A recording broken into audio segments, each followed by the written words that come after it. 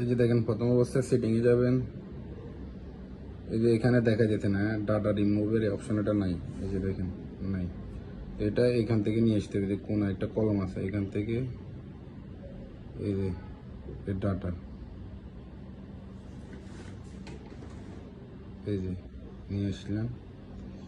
নিয়ে আসার পরে এটা দেখতেছেন তো, এটা ওপেন হইতেছে না, আমি দেখাই দিচ্ছি।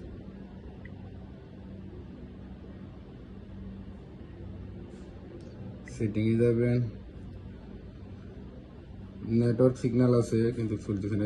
সেটিংয়ে যাবেন, সেটিংয়ে নেটওয়ার্ক অ্যান্ড ইন্টারনেট, এখানে যাবেন। এখানে যাওয়ার পর এই যে মোবাইল নেটওয়ার্ক, এই যে মোবাইল নেটওয়ার্কে যাবেন। এরপরে দেখেন অ্যাডভান্স সেটিং,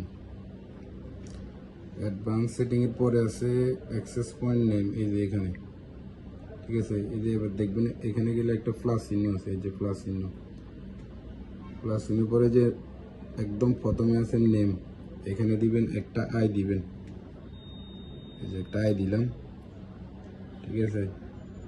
তারপর হচ্ছে দিকে আপনার এফিএন এ দিবেন একটা আই। তারপর হচ্ছে ইউজার নেম, এই যে ইউজার নেমে দিবেন একটা আই দেওয়ার পরে এই যে একটা তিনটা ডট দেখতেছেন না, এই যে এখানে এই তিনটা ডটে ক্লিক করবেন, এখানে দিবেন সেভ, এই যে সেভ দিলাম।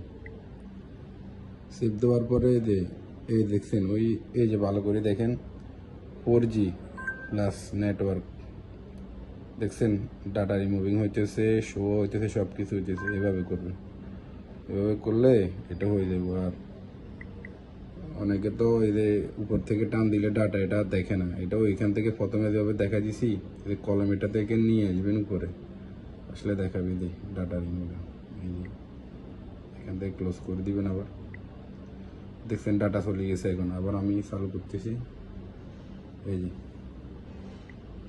ওকে, এই যে 4G দেখছেন, এভাবে করবেন।